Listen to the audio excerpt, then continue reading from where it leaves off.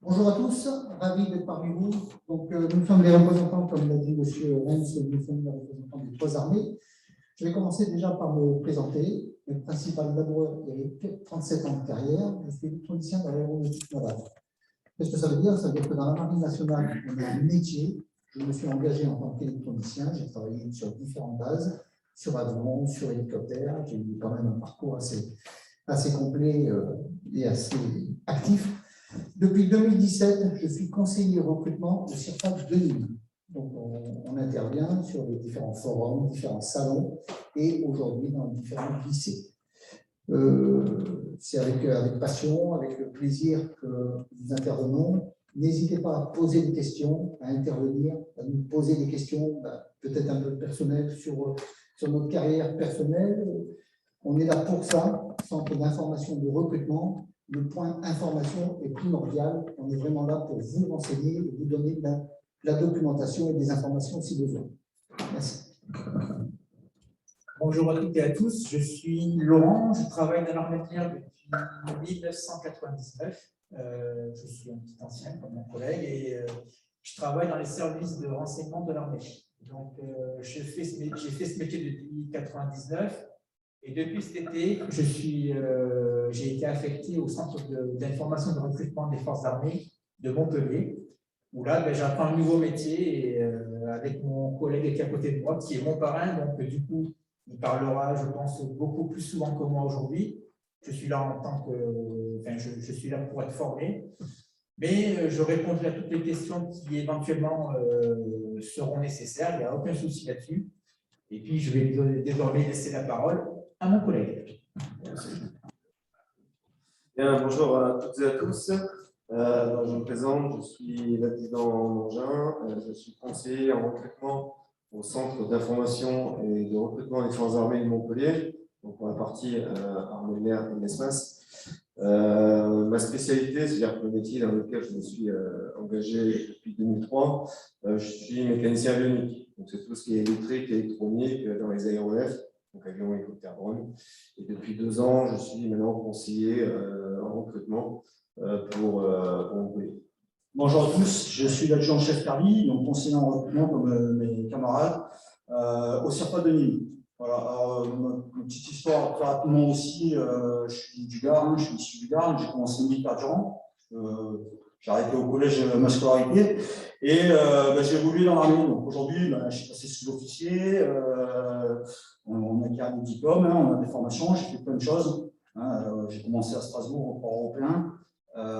J'ai basculé dans l'infanterie, donc je suis devenu chef de groupe commandant infanterie, chef de section commandant infanterie, j'ai commandé une cellule de tir, donc je suis spécialisé dans l'armement à la base. Maintenant, je recrute, enfin je conseille les gens au recrutement. Voilà. On enchaîne? On enchaîne. Bon, c'est bien. Donc, Pas de questions? De toute façon, pour les questions, vous allez pouvoir nous les poser. On attaque un peu le PVT, on va attaquer notre partie où on va vous présenter les trois armées. Et à l'issue, il y aura largement le temps de poser toutes les questions à chacun d'entre nous. Aucun problème.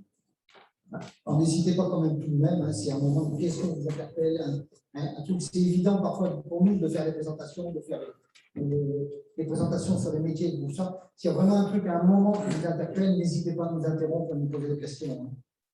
Alors, pour commencer, donc, ici vous avez les cibles des trois armées pour aller sur Internet. Donc l'armée de terre s'engager.fr, la marine nationale êtremarin.fr ou alors c'est l'aviation. Du coup, l'armée de l'air et de l'espace, et vous ne voyez pas le logo, mais devenir aviateur.fr. Ça peut faire. Voilà. On va commencer en fait sur une présentation des métiers communs. En fait, les trois armées, on travaille sur différents métiers, différentes formations. Mais il faut bien comprendre que quand même les militaires et dans l'armée, on a quand même des métiers, on les retrouve. On n'a pas les mêmes domaines d'intervention, mais on a quand même les mêmes métiers, les mêmes profils de recrutement. Tout ce qui touche à la protection, c'est des métiers communs. Donc, vous allez trouver bien sûr tout ce qui est fusilier, ça sera plus au niveau de fusilier, c'est chez vous, non? Voilà. Force spéciale, on en a dans les 3 armées, les maîtres chiens dans les 3 armées, défense solaire dans les 3 armées. Alors pour le détail du solaire, hein, c'est quelque chose qu'on tire du sol vers des aéronefs, d'accord, sol, air. Donc, et les pompiers. Ça, c'est les métiers communs de la protection. Ensuite, système d'information et de communication. Donc la cyberdéfense, les transmissions, on va les retrouver dans les 3 armées. Voilà. Donc les réseaux, l'informatique. Tout ce qui est renseignement, guerre électronique, c'est quelque chose qui est assez récent dans les armées, mais très actif. Voilà. Et on est en train de le développer. Tout ce qui est drone, c'est pareil, ça vient d'arriver surtout en Angleterre, après je sais que les autres armées en ont aussi. Voilà. Détection, les linguistes, on en a extrêmement besoin également, et des analystes, voilà. Tout ça, ça fait partie de la composante renseignement. Donc, en dessous, si vous remarquez, à chaque fois, il y a des petites images hein, pour représenter un peu tout ce qui est écrit, tout ce que je dis. L'aéronautique, là, pareil, les 3 armées ont des aéronefs. Donc, contrôleur aérien, pilote, navigateur, moniteur simulateur, météorologue. Voilà. Attention, quand je donne des métiers comme ça, on forme hein, également. D'accord, les météorologues, par exemple, sont formés à l'école de Toulouse. Il y en a une qui fait ça en France. C'est la même formation. C'est un exemple, encore une fois. Donc, au niveau aéronautique, bon, l'aviation, évidemment, c'est leur sujet principal. La marine ont également, bien sûr, des avions, hein, notamment sur le Charles de Gaulle, porte-avions. Et nous, armée de terre, on a plus des hélicoptères. On a plus des régiments d'hélicoptères de combat ou de transport. Hein. Et voilà. Niveau avion, on en a à peine 3-4, pas plus. Maintenance. Donc, tout ce qui est informatique, électrotechnique, l'armement, bâtiment, la mécanique, et encore une fois l'aéronautique. Donc, ça, la maintenance, ça va être les mécaniciens. Ceux qui vont gérer derrière des stocks, certes, mais aussi des réparations, de l'entretien du matériel et des véhicules.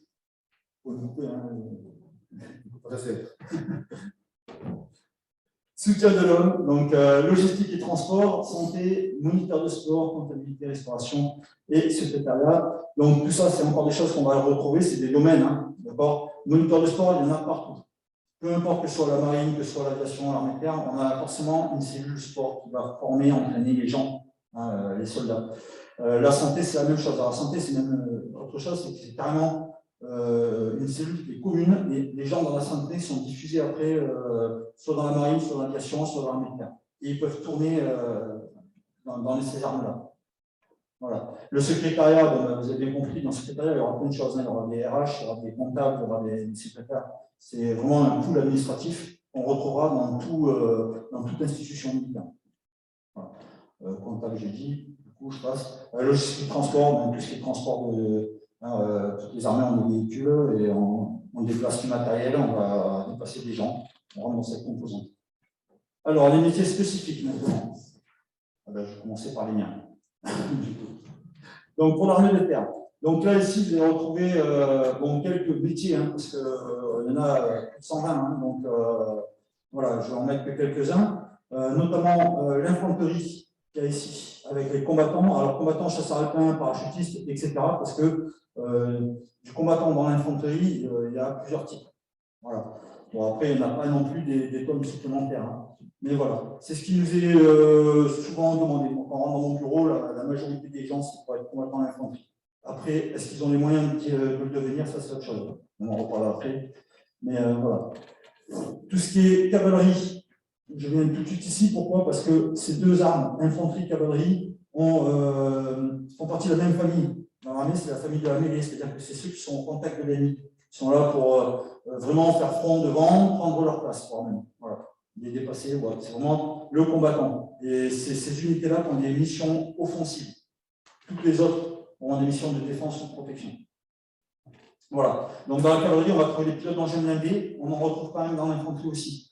Tireurs d'engins blindés, on va aussi en retrouver dans l'infanterie. Et combattants débarqués. Voilà, ce qu'on retrouvera également dans l'infanterie. Voilà. Artillerie. Donc artillerie et génie, on rentre dans la composante appui. Donc ça, c'est la deuxième famille. Et donc là, on va retrouver donc, dans le génie des sapeurs de combat qui font quasiment le même boulot que les fantassins. Tout ce qui est BTP, tout ce qui est plongeur de combat, tout ce qui est démineur. Il y a énormément de métiers hein, dans le génie. Voilà. L'artillerie, là, encore une fois, une très grosse arme avec beaucoup de métiers différents. Donc, opérateurs, hein, radars notamment, hein, les radars de l'armée de terre, c'est eux qui gèrent, c'est l'artillerie. Tout ce qui est servant sur des canons, tireurs de missiles, les servants radars, c'était là. Voilà. Ils ont aussi actuellement les drones. C'est l'artillerie qui va gérer tout ce qui est pilote drone. Donc, la composante renseignement, c'est eux qui gèrent. Voilà. Actuellement, c'est en train de se développer hein, aussi. Je passe à ma camarade. Pour la Marine nationale, on va retrouver, il ne faut pas se voiler la face, essentiellement des métiers à dominante bâtiments. Bâtiments de la Marine nationale, ce qu'on appelle les bâtiments, c'est les bateaux, les sous-marins. Donc, on va retrouver tout ce qui va être la mise en œuvre, le soutien, la maintenance, le déploiement des bateaux, des sous-marins. Donc, on va retrouver le navigateur timonier. Le navigateur timonier, c'est celui qui va déplacer le bateau, naviguer, utiliser la cartographie, la manipulation et tout ça. Donc, on apprend forcément à travailler sur satellite, hein, ça se fait de plus en plus avec satellite. Mais on garde quand même le sextant. On va vous apprendre à travailler sur sextant ou quoi que ce soit, au cas où, en cas de problème, en cas de problème d'informatique ou de transmission, avec le sextant. Ensuite, le manœuvrier. Le manœuvrier, c'est quelqu'un qui va travailler à l'extérieur du bateau et qui va s'occuper de tout ce qui va être mise en œuvre du bateau. Attacher le bateau, détacher le bateau, mettre à la mer tout ce qui va être les zodiacs, les chalands de débarquement. Il va s'occuper aussi de tout ce qui va être le ravitaillement à la mer. Je ne sais pas si vous avez déjà vu, c'est un bâtiment de la Marine nationale en pleine mer. Il doit se ravitailler fréquemment hein, en vivres, hein, en produits frais, le courrier, le matériel de réparation, quoi que ce soit. Donc, les deux bateaux sont un couple, hein, sont côte à côte. Et après, ils sont reliés entre eux par des filins, par des cordages. Ensuite, on va retrouver les guetteurs de la flotte. Les guetteurs de la flotte, ce sont un peu les anges gardiens du bord de mer. On retrouve dans la région méditerranéenne les plus connus, ça va être le sémaphore de Spiguet ou les sémaphores de Sète. Ce sont des tours de contrôle. On retrouve là-haut. Des tours de contrôle, en fait, où ils surveillent les approches maritimes. Ils sont en alerte radio sur le canal 16. Tout ce qui va être la protection, l'appel de détresse, les planchistes, les zodiacs, les bateaux de pêche hein, aussi. Et puis, ça va permettre, en fait, le sémaphore va affréter, va appeler ce qu'on appelle le cross, va appeler le soutien, le secours s'il y a besoin en fonction de la distance. Pour les plus proches, ça sera la SNSM, et puis dès que ça va commencer à s'éloigner, ça va être le bateau de la Marine nationale ou un navire. Ensuite, on va retrouver une météorologue océanographe. Un bâtiment de la Marine nationale en pleine mer au milieu de l'océan. On ne va pas appeler Météo France pour avoir un point de situation en temps réel. Donc, on a notre propre prévisionniste météo, spécialiste énergie nucléaire. Le porte-avions, des sous-marins sont dotés de réacteurs nucléaires. Donc, il faut des spécialistes énergie nucléaire pour l'entretien, l'utilisation de ces réacteurs. Plongeurs des mineurs, et on retrouve encore à l'heure actuelle des mines de la Seconde Guerre mondiale. Donc il faut des plongeurs des mineurs pour aller nettoyer, enfin désamorcer ces mines, mais ils assistent aussi, ils apportent du soutien aussi tout ce qui est des fonds marins. On les a envoyés dernièrement au Liban pour aller soutenir le port du Liban à Beyrouth qui a été dévasté. Donc le meilleur pour la fin, évidemment, l'armée de l'air et l'espace. Je plaisante, les trois armées travaillent conjointement, bien entendu. Pour planter un petit peu le décor, déjà, c'est à quoi on sert. Donc les grandes missions de l'armée de l'air et l'espace, la première, ça va être la protection de l'espace aérien. C'est-à-dire que le siège français, H24, 7 jours sur 7, est toujours surveillé. Si jamais il y a un souci, quel qu'il soit, un avion qui ne répond pas au port, on envoie ce qu'on appelle la police du ciel. C'est soit un avion de chasse, soit un hélicoptère qui va directement sur place, soit c'est de l'assistance en vol, soit on prête à cible. Voilà. Donc ça veut dire qu'il est fait H24, 7 jours sur 7. Notre deuxième grande mission, ça va être la dissuasion nucléaire. Donc, conjointement avec la Marine nationale, eux, ils ont le sous-marin. Nous, on a le couple avion de chasse Rafale plus l'avion ravitailleur. Ça permet un long rayon d'action. donc pour protéger les intérêts vitaux de la France contre une menace étatique. Donc à l'heure actuelle, à des fins militaires, la France n'a jamais utilisé l'arme atomique. Et après, la dernière mission, ça va être tout ce qui est intervention. Donc on va parler d'OPEX, opération extérieure. C'est là où la France est engagée à l'étranger. Donc on travaille conjointement avec la Marine nationale et l'armée de terre, et également avec nos pays alliés, donc de l'OTAN, l'ONU ou l'Union européenne. Voilà. À savoir que dans les trois armées, on est toujours militaire, donc c'est vrai on pense toujours au treillis, d'accord. Le treillis, on va dire, c'est la tenue que tous les militaires ont, qu'on soit dans la Marine nationale, dans l'armée de l'air et l'espace, ou aussi également dans la gendarmerie, d'accord. Ça va être la tenue du militaire. Après, au niveau de l'armée de l'air et l'espace, les militaires, on les appelle les aviateurs et les aviatrices. Ça ne veut pas dire forcément pilote, d'accord, c'est vraiment des militaires qui travaillent au sein de l'armée de l'espace. On est une armée de spécialistes. Donc, au niveau des métiers qui sont vraiment spécifiques à nous, on va retrouver donc, le transit aérien. Donc, dès que les militaires français ou étrangers sont envoyés en OPEX, on appelle ça les théâtres, et bien, ça va être des avions essentiellement de l'armée de l'air et l'espace qui va les envoyer à droite à gauche. C'est en Jordanie, au Mali, ou autre chose comme ça. D'accord. Et également tout ce qui est transport de fret par voie aérienne. Ensuite, vous retrouvez les contrôleurs des opérations aériennes. Donc, vous connaissez tous en avion si vous avez déjà voyagé. Donc, il y a des tours de contrôle forcément, et dedans, il y a des contrôles aériens. On voit un petit peu dans le trafic comment ça se passe. Eux, leur job, ça va être vraiment dans des centres de détection et de contrôle. C'est des grosses stations radar qui surveillent, comme je dis, par rapport à notre mission de police du ciel, le ciel français, H24, 7 jours sur 7. Après, on va retrouver les agents sécurité cabine. Eux, c'est un peu les stewards et hôtesses de l'air de l'armée de l'air et l'espace. Donc, la seule armée, on va l'avoir, parce que nos avions de transport, c'est comme des compagnies, on va faire de pub comme Air France ou quoi. Et on a des prestations à faire à bord. Et après, c'est pareil, il y a toujours le côté militaire, donc il y a d'autres activités à faire également. Donc, on peut se retrouver en tant qu'agent sécurité cabine, soit on appelle ça le transport de troupes, donc dans les gros avions, type Airbus, ou dans des cas un petit peu plus à faire, comme les avions comme les Falcon, et on va retrouver les transports du président de la République, par exemple, des hautes autorités civiles et militaires, et également tout ce qui est évacuation sanitaire, on va récupérer des otages, des orphelins, des choses comme ça. Donc ça fait partie de nos missions. Après, péril animalier, eux, c'est un petit peu tout ce qui est chasse, tout ça. Donc sur les bases aériennes où vous avez une plateforme, c'est-à-dire une piste, d'accord. Et le but du jeu, ça va être de protéger cette piste pour que les aéronefs, donc quand je parle d'aéronefs, c'est tout ce qui vole, avion, hélicoptère, drone. Quand ils doivent atterrir ou décoller, il faut sécuriser cette piste. Il ne faut pas qu'il y ait un vol d'oiseau qui traverse au moment où les aéronefs décollent ou atterrissent, sinon ça peut aller à l'accident. Donc leur but du jeu, ça peut être effaroucher les oiseaux. Donc ça peut être soit par véhicule, avec une sorte de sono qui fait du bruit, ou sinon on est encore un petit peu en traditionnel avec de la fauconnerie. Voilà. Et après, c'est tout ce qui est protection, là, c'est des lapins, des sangliers ou autres bêtes nuisibles pour les pistes. Et après, vous retrouvez les pilotes à distance. Donc, le pilote à distance, ça va être le pilote de drone.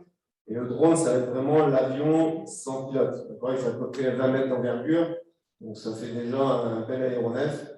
Et ces missions, donc le PAD, lui, forcément, il va se retrouver au sol. C'est dans des sondages éco où ils sont en équipage de 4.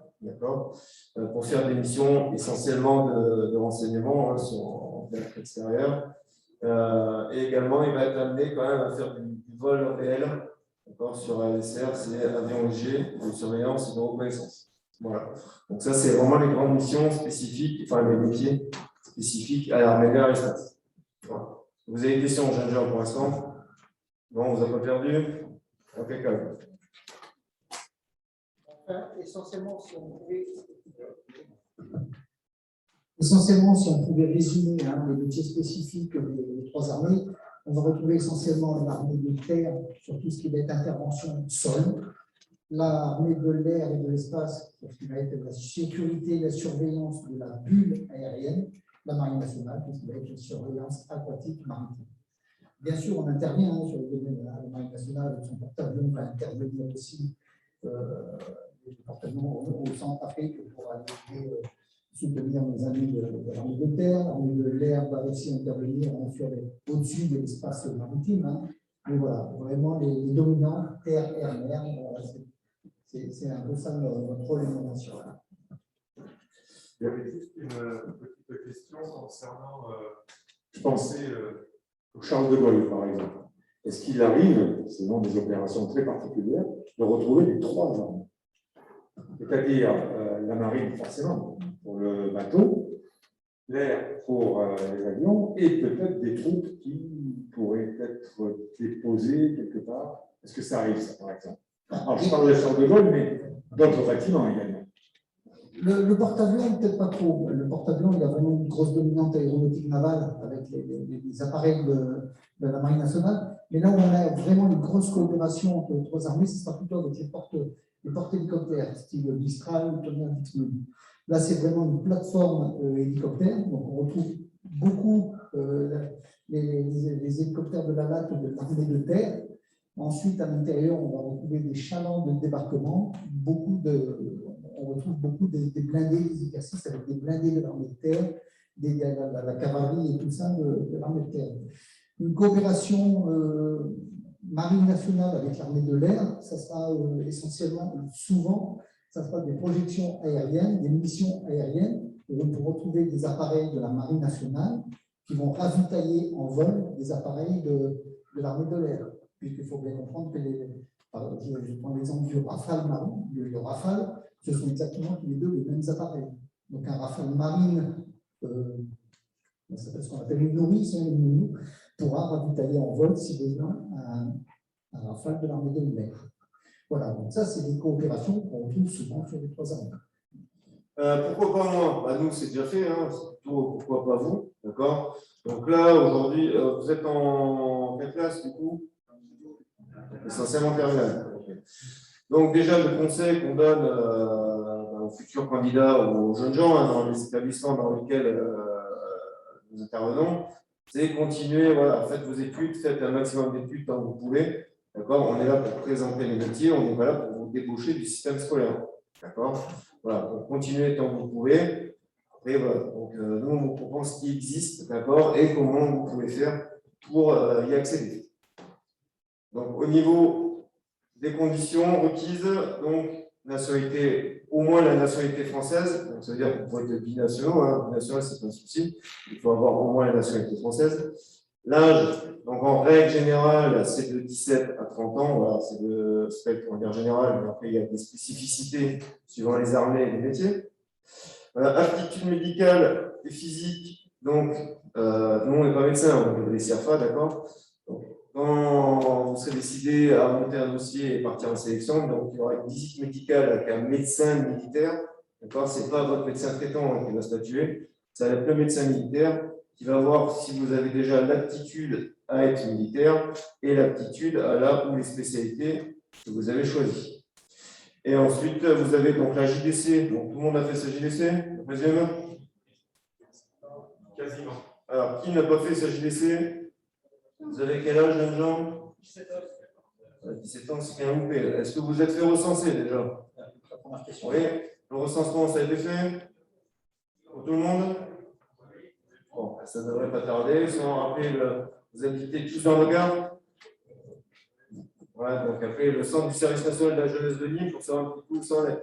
D'accord? Pensez à ceux qui ont déménagé récemment, qui ont déménagé après s'être recensés, à vérifier auprès de votre CSM ou quoi que ce soit si votre dossier de recensement a bien suivi. On s'est rendu compte qu'il y avait eu quelques erreurs, enfin quelques boucles suite à un déménagement. Donc c'est à vous de voir, de vous renseigner, essayer de communiquer. Si dans l'année de votre 17 ans, vous n'avez pas été encore convoqué, voir s'il n'y a pas eu un coupé au niveau de la mairie de votre lieu de résidence suite au déménagement. Et après, jouir de ses droits civiques, et ben, en gros, pas avoir fait de bêtises actuellement. D'accord? Voilà, donc ça au niveau des conditions générales, donc on ne demande pas des choses extraordinaires, hein, d'accord, c'est plus ou moins la pour tout le monde. Ensuite, au niveau des évaluations, donc le parcours, concrètement, comment ça se passe pour celles et ceux qui sont intéressés. Donc, vous pouvez venir, déjà on est là aujourd'hui pour vous décrire un petit peu ce qu'on présente. Après, pour celles et ceux qui sont intéressés, eh bien, vous pouvez venir en CIRFA ou en permanence, d'accord, pour faire une information, d'accord. Permanence dans les Permanence, d'accord, au CIO, sur bagnole, c'est ça, donc permanence au CIO pour les armées.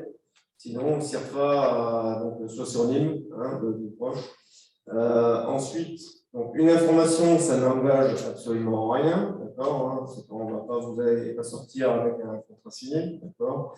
Pas de panique. Donc, ça permet de faire le point avec vous. Qu'est-ce que vous attendez? Qu'est-ce qu'on peut attendre de vous? Quel métier vous pouvez faire? Quel domaine dans lequel vous pouvez accéder ou quoi que ce soit, d'accord. Ensuite, le moment où vous avez décidé, ça y est, je suis prêt. Donc, on se prépare en amont, parce que forcément, ce qu'on demande, c'est quand même un minimum de conditions physiques. D'accord. Donc, le socle, ça va être la course à pied, force musculaire. En gros, il y a la natation, mais ça viendra après.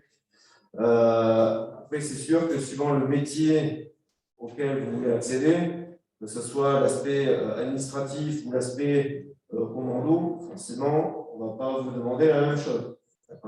Et à savoir que c'est une sorte de concours, on va dire, donc forcément, mieux vous êtes meilleur, mieux vous êtes classé, plus vous aurez de chance d'accéder à ce que vous souhaitez. Il faut bien comprendre que vous êtes à partir du moment où vous ouvrez un dossier, c'est que vous voulez être recruté, vous voulez vous engager. À partir de ce moment-là, vous êtes en concurrence avec tous les autres candidats potentiels en France. Peu importe l'armée, c'est la même chose.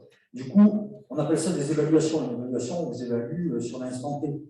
Mais préparez, n'y allez pas la fleur au fusil. Voilà. Clairement, les gars qui veulent des métiers bien spécifiques, qui sont très demandés, arrivent prêts. Et ils sont les meilleurs. Voilà. Donc, il ne faut pas se leurrer. C'est préparer vos évaluations. Et pour ça, on vous amènera, on vous donnera des petites astuces, des petites choses pour que vous puissiez vous entraîner et réussir des évaluations qui soient au moins correctes, voire bonnes. Voilà. Sinon, vous ne serez pas recruté. Clairement, surtout l'année prochaine, ce n'est pas une grosse porte ouverte. Donc, voilà. Comme disait mon camarade, quand vous passez des évaluations, il faut bien considérer ça comme un entretien d'embauche. C'est vous les demandeurs, c'est vous qui faites une démarche pour venir nous voir, pour venir vous engager ou faire une démarche ou quoi que ce soit. Donc, mettez bien toutes les billes de votre côté, préparez l'entretien, préparez les évaluations. Bon, pour la dominante médicale, ça on n'y peut rien s'il y a un problème ou quoi que ce soit. Mais tout ce qui va être évaluation, tout ce qui va être entretien, préparez l'entretien de motivation.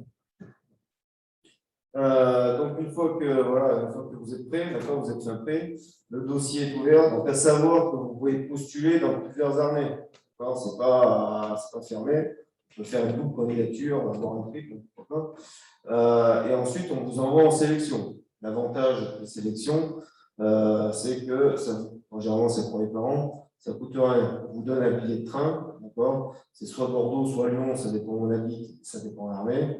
Et là-bas, vous avez, donc c'est sur un site militaire, ça dure 2 jours, avec généralement un départ la veille. Donc c'est pareil, pris en charge au niveau logement et au niveau nourriture. Ça ne coûte rien, au niveau de sélection.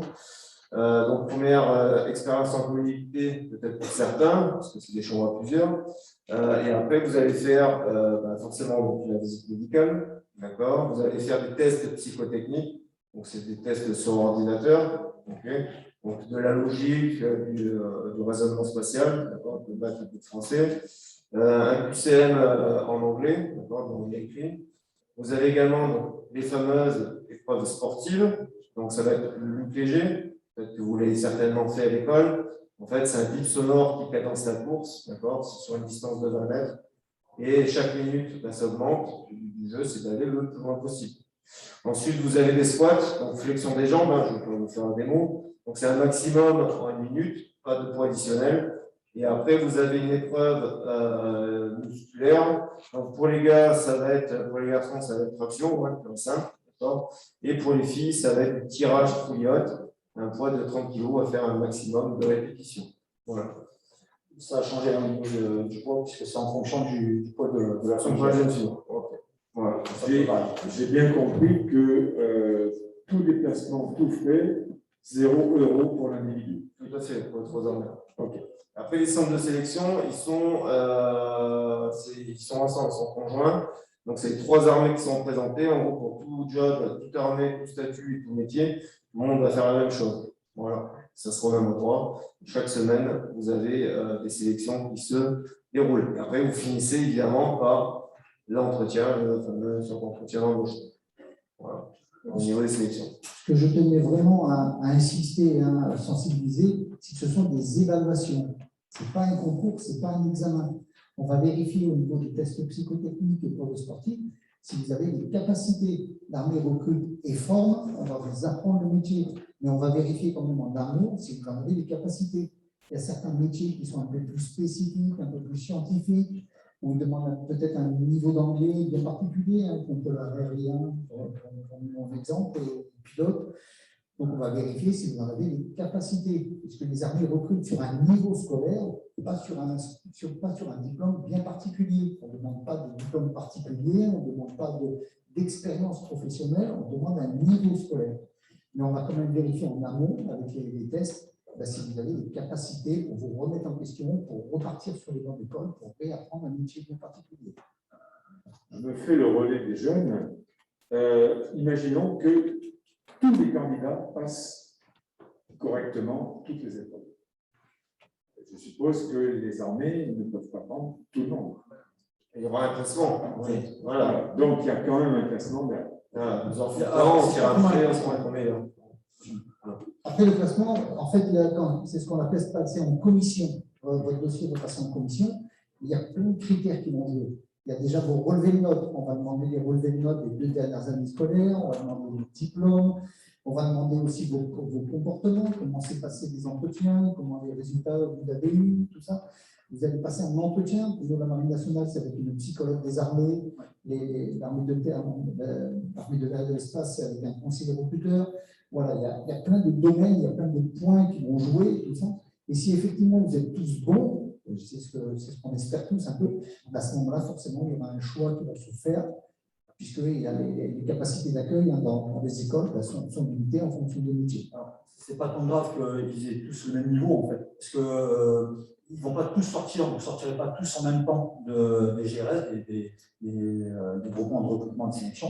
Donc, ce qui fait que dès que vous sortez, 10-15 jours après, on a les résultats. Eh bien, voilà, ça va rouler. Et comme le plan s'ouvre tous les mois pour des nouveaux postes, en tout cas pour un père, ça va fonctionner comme ça pour les autres que j'aime aussi, tous les mois, il y a des nouveaux régiments qui tombent. Donc, en fait, quoi qu'il arrive, même si vous êtes tous très bons, si vous n'allez pas ce mois-là, vous aurez peut-être le mois prochain ou le mois suivant. Voilà. Et quoi qu'il arrive, ça tombe. Voilà. Après, ce que j'allais dire sur l'intervention, on prend à partir d'un niveau scolaire. Si vous avez un niveau bac, c'est bon, on va déjà réfléchir à ce que vous pouvez faire avec un niveau bac. Après, la vérité, ce qu'il faut réaliser, c'est qu'une carrière dans l'armée, c'est envisageable, hein, mais ce n'est quand même pas la majorité des gens. Donc, tôt ou tard, vous allez retourner dans le civil, pour la plupart. Et ça aussi, il faut comprendre, c'est que tout ce que vous faites aujourd'hui à l'école, c'est que vous préparez votre futur. Clairement, très clairement. Donc, tout ce que vous allez passer ici, ça vous servira après l'armée. L'armée, vous allez chercher déjà une expérience, peut-être des diplômes, certes, hein, voilà, surtout une expérience. Tout ce que vous allez faire là aujourd'hui, ce n'est pas qu'un niveau, ce n'est pas que le niveau bac. Hein. Visez un peu plus parce que le jour où vous reviendrez dans le civil, ça vous sera peut-être utile. Voilà. Il ne faut pas se contenter que du niveau que nous on demande. Après, vous ne pouvez pas, c'est autre chose. On vous prendra. Moi, je suis un peu de la vieille école et je me dis, je pense toujours à des collègues des armées qui ont la possibilité, j'ai bien compris qu'il vaut mieux être diplômé au départ, mais en fin de vie dans une armée, que ce soit 5, 10, 15, 20 ans, je ne sais pas, il y avait des possibilités pour le militaire de suivre une formation. Je pensais prise en charge par les armées. Est-ce que c'est toujours le cas? Alors oui, on y reviendra de toute façon. Voilà. Il y a une présentation, il y a une fiche où effectivement on voit un peu le cycle d'un recrutement sur l'engagement, la formation, la continuité, et puis après, éventuellement, ce qu'on appelle une reconversion. Après, je ne dis pas qu'il vaut mieux commencer, enfin, il vaut mieux commencer loin, je le dis, c'est clair. Maintenant, ce n'est pas très grave si nous, on formera à Pierre, ça, c'est un souci. Voilà. Donc, comme je me suis présenté, hein, moi, j'ai quand même les collèges à la base. Aujourd'hui, j'ai une licence. Pour vous donner, dans l'armée, j'ai passé 3 diplômes de niveau Bac+2 ou BTS. C'est dans l'armée que je les ai passés. Alors, je ne dis pas, hein, avec un bébé dans les bras, à 35 ans, en train de le biberon, samedi soir, dans 2 h du matin, en train de corriger des trucs. D'accord? Mais voilà, c'est du travail qu'on me demande en plus. C'est pour ça que c'est plus facile de le faire aujourd'hui pour vous que comme je l'ai fait pour moi. J'ai bien compris ça et ça, je ne l'avais pas entendu. Ce qui veut dire que pendant le cursus militaire, la possibilité de s'inscrire en formation, soit dans l'armée, soit peut-être dans un organisme extérieur, et pouvoir passer ces diplômes, reconnus bien entendu au niveau Europe et monde, comme on dit. C'est des diplômes militaires, moi, par contre, hein, qui sont validés dans le civil. C'est très rare de pouvoir aller dans le civil passer son diplôme tout en continuant à travailler. Voilà. En fait, pour résumer, hein, ce qu'on peut dire, c'est qu'une carrière militaire, vous avez une expérience professionnelle. À lieu de retrouver à l'heure actuelle le marché de l'emploi, quand vous allez sortir de vos études, allez trouver un emploi, allez trouver un boulot sans expérience professionnelle. Ça devient très très rare et très très dur. L'armée recrute sans expérience.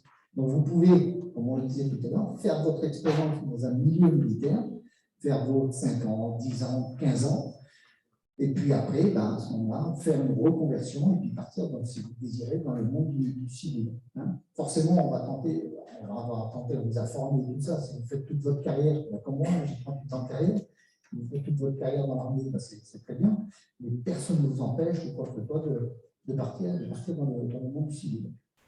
Il faut voir que cette profession qu'on a, cette vocation, c'est quand même aussi une aide de marque. Hein. À plusieurs reprises dehors, de patrons, je cherche un militaire. On a des facilités quand même à trouver de l'emploi, pour faire très court. Mais il faut avoir de l'expérience pour ça, pour avoir été soldat, évidemment. C'est pas rien, on vous présente des métiers, il y a un décor très joli. Il faut penser aussi à tous les inconvénients du métier. Hein. Et ça, on vous l'expliquera. Hein. Quand vous prenez rendez-vous avec un conseiller, on va tout vous dire. On n'a aucune raison de vous cacher des choses. D'accord ? Dans l'absolu, quand on écoute nos chefs, il y a le sacrifice ultime qui peut être présent. D'accord ? Il faut quand même réaliser. Hein. Voilà. C'est bon. Ouais. Donc là, c'est au niveau des évaluations. Ensuite, le parcours professionnel, comment ça se déroule. Après, vous avez 3 statuts différents. Après, les noms diffèrent en fonction des armées. Sinon, ça serait trop simple. En bas, on retrouve les militaires du rang, les sous-officiers, les officiers. Sachant qu'on accède d'une catégorie à l'autre, en fait, ça va dépendre de votre diplôme initial que vous avez eu au niveau scolaire. Et des capacités. Et des capacités, tout à fait. Donc, militaire du rang, en gros, ça va être niveau exécutant, d'accord, donc le sans diplôme, jusqu'au bac. L'officier, donc les cadres intermédiaires, d'accord, donc à partir de bac, +2. Et au-dessus, vous retrouvez les officiers, donc c'est les décideurs, hein, ça va être du management, à partir du bac +3 en général. Après, cas spécifique du pilote. Donc ça, c'est vraiment le cadre général, d'accord. Donc chaque armée, je dis, en fonction des spécialités, il peut exister des disparités. Pilote, donc il n'y a pas que chez nous, hein, il y en a dans l'armée de l'air et l'espace, il y en a dans les 3 armées. Donc quelqu'un qui veut faire hélicoptère, c'est peut-être plus judicieux d'aller dans la latte, parce que la majeure partie des hélicoptères du ministère des Armées, par exemple, c'est l'armée de terre. Après, si vous voulez faire chasse, transport, hélicoptère, voilà, entre la marine aussi et l'armée de terre également, et de l'espace. Les pilotes, les navigateurs aussi, hein, on appelle ça vulgairement les copilotes, mais c'est quand même un job qui est quand même très complexe, très complet. Ils sont officiers, mais il existe un parcours, une sélection qui existe à partir de bac. Voilà, donc on peut faire pilote avec un bac, voilà, dans les 3 armées. Ça n'a rien à voir un master, un CMI, mais il faut quand même avoir une culture aéronautique, une condition physique relativement pas élevée, puis un niveau anglais relativement pas mal, parce que forcément la langue internationale et la langue aéronautique, ça va rester anglais. Voilà au niveau de ça.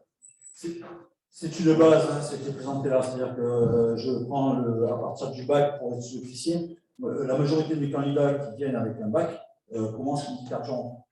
Je vous le dis. C'est-à-dire que les sélections à Lyon, on pense pour nous, font que préfèrent faire partir militaire durant. C'est tout simple de commencer militaire durant. Même avec le bac plus 3, hein, j'ai énormément de bac plus 3 qui commencent militaire durant. D'accord? Alors qu'ils pourraient taper, comme on voit, hein, au minimum officier.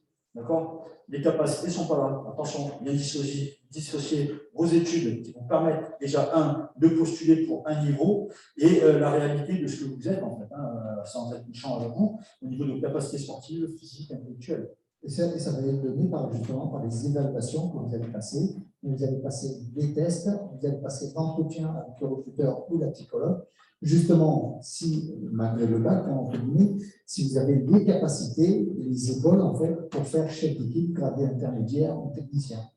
Qui peut le plus, peut le moins. À ce moment-là, si ça s'est mal passé, manque de maturité, par exemple, manque d'expérience, ou avoir péché aux évaluations, à ce moment-là, on vous proposera le contrat opérateur, le contrat QMF, matelot, militaire durant. Sachant qu'on peut passer de 1000 à 1002 autres sans problème. En tout cas, dans l'armée, on peut passer de militaire durant à officier directement en passant le concours interne.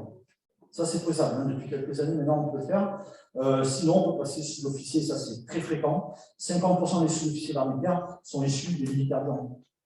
D'accord? Donc, on grimpe, c'est mon chemin. Voilà. D'accord? Et en fait, une fois qu'on est sous-officier, on peut également faire un concours. Il y en a plusieurs pour basculer officier. Ouais, il y a une sorte, voilà, le seul frein dans votre carrière, en gros, ça sera vous. C'est pas très gênant de commencer plus bas. Et oui. Voilà. Ce qui est bien, c'est qu'il dit si vous n'avez pas le diplôme adéquat pour aller dans telle ou telle catégorie, ben en interne, hein, avec la maturité, l'expérience et tout, on peut accéder à des niveaux supérieurs. Voilà. Donc ça, c'est vraiment le cadre, on va dire, général. Et les contrats, donc ça c'est pareil, hein, ça va de 1 an pour les volontaires, ceux qui volontaires, jusqu'à 10 ans pour les pilotes. Ça, c'est vraiment le cadre général. Après, ça peut être plus court, hein, 2, 3, 4 ans, ça va dépendre du statut. En gros, avantage inconvénient, c'est que le militaire durant, il va faire que du CDD. D'accord? L'avantage, hormis la marine, entre l'armée de terre et nous, c'est qu'il peut rester en gros jusqu'à 20 ans au même endroit. Alors, ils sont obligés de changer. Après, les sous-officiers, ils ont vocation à bouger. Ça fait partie du statut militaire, la mobilité. Ça veut dire que tous les X années, par exemple, dans l'armée de l'air et l'espace, hein, tous les 6, 9 ou 12 ans, on est obligé de changer de base. D'accord? Et les officiers, eux, ça va être une forte mobilité. En gros, tous les 3-4 ans, ils sont obligés de changer d'affectation. D'accord? Est-ce que vous avez des questions pour l'instant?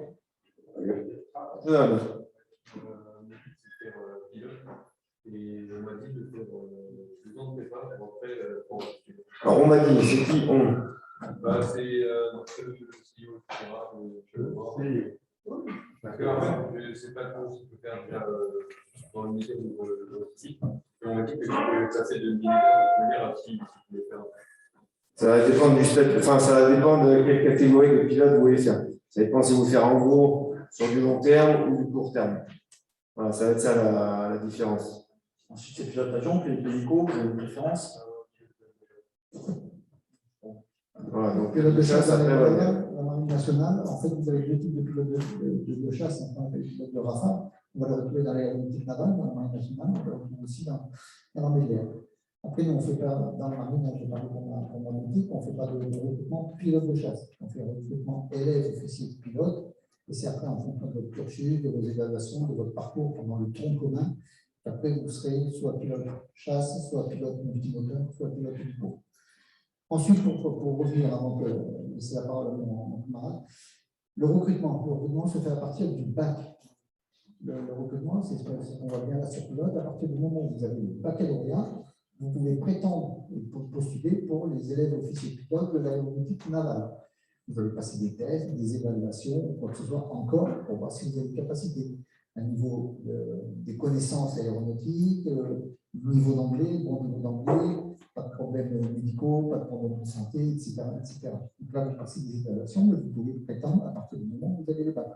Maintenant, si vous faites un CPGE, plus 2, vous allez passer le concours pour entrer à l'école navale. Là, l'école navale, c'est sur 5 ans. À ce moment-là, c'est une école d'ingénieur. Hein. Et là, effectivement, vous pouvez faire l'école navale, officier, sortir pilote. C'est bien ce que j'entendais. Si on nous a conseillé ça aussi, c'est ce profil.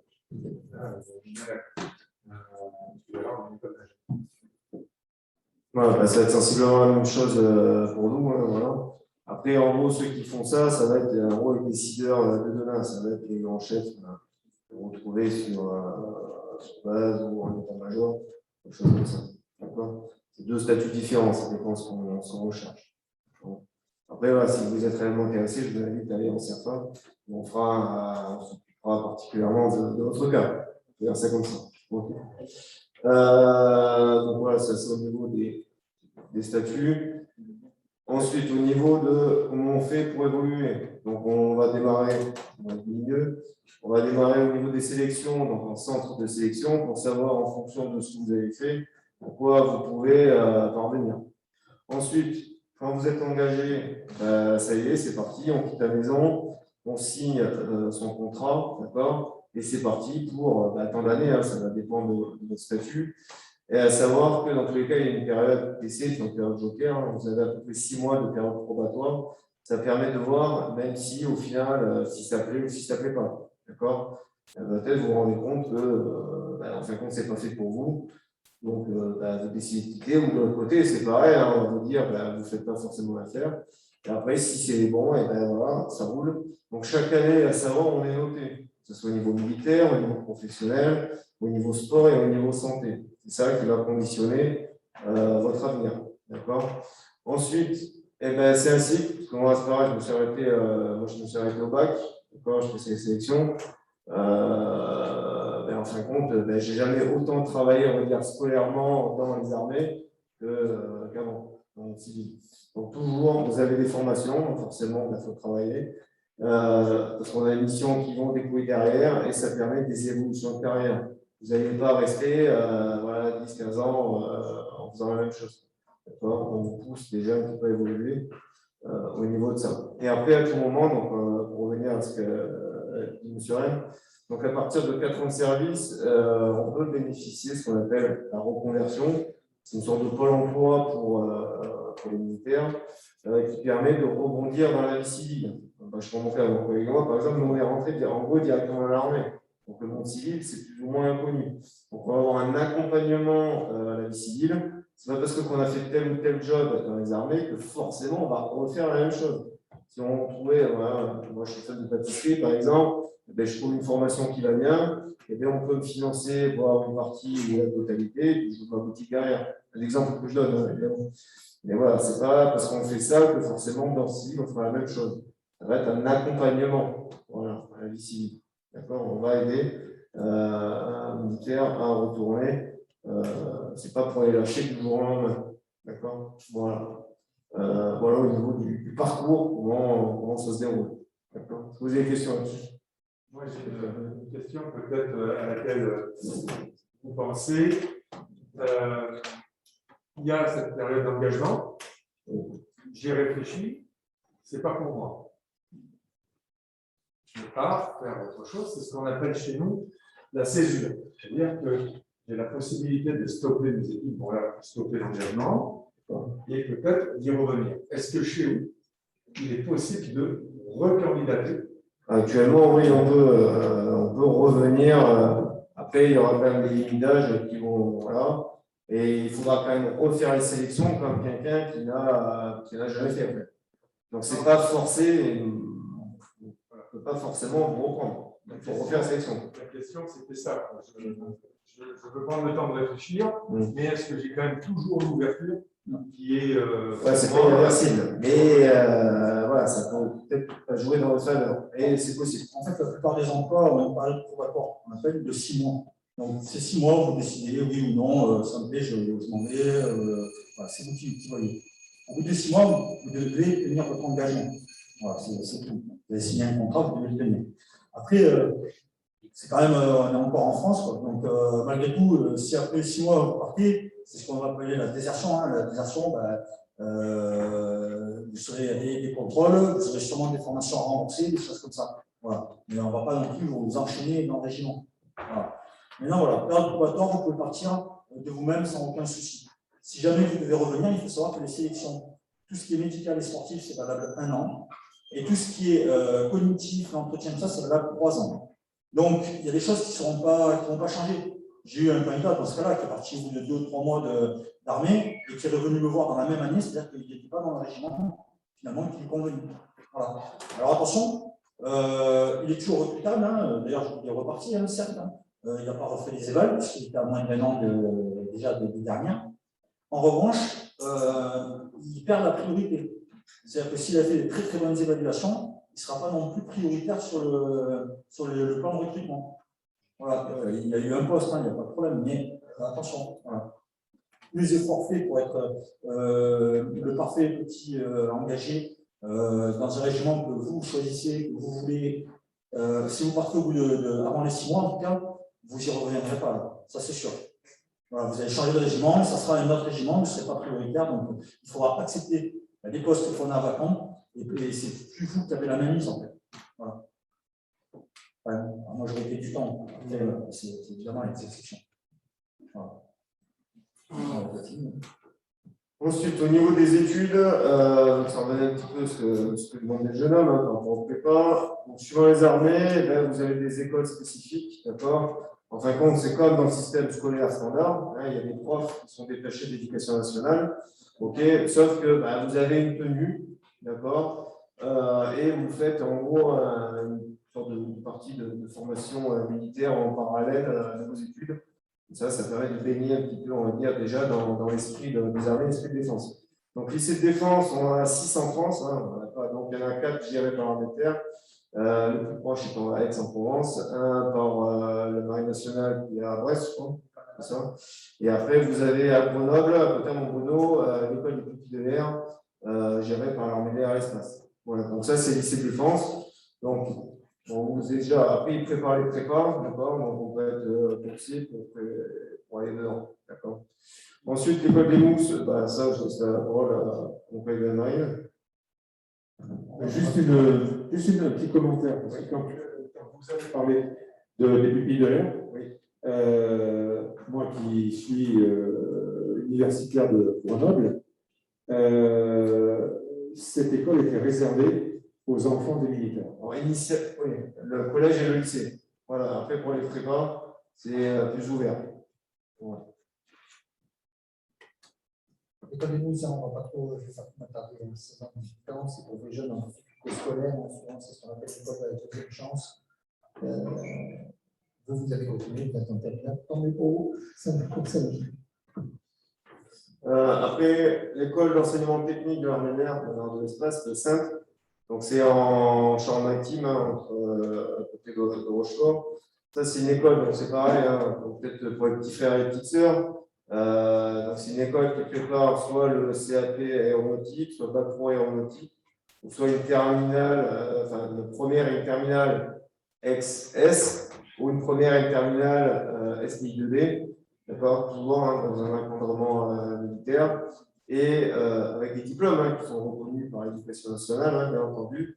Et ça, c'est essentiellement pour les futurs mécaniciens de demain pour l'armée de l'air et de l'espace. Voilà. Et après, le CETA de Bourges. Ouais. C'est le stade de Bourges, donc là actuellement, c'est accessible à partir du moment où vous êtes en seconde, vous avez une moyenne générale de 10, avec des notes globalement en moyenne sur 10. Donc pour l'accessibilité en première, hein, c'est là-dessus qu'on va vous former, avec une bourse effectivement, vous serez formé à des métiers actuellement dont on a vraiment besoin, notamment dans tout ce qui est maintenance. Voilà. Et pour ça, téléphonez directement au SIRPA, prenez un rendez-vous, une information, on vous détaille les choses.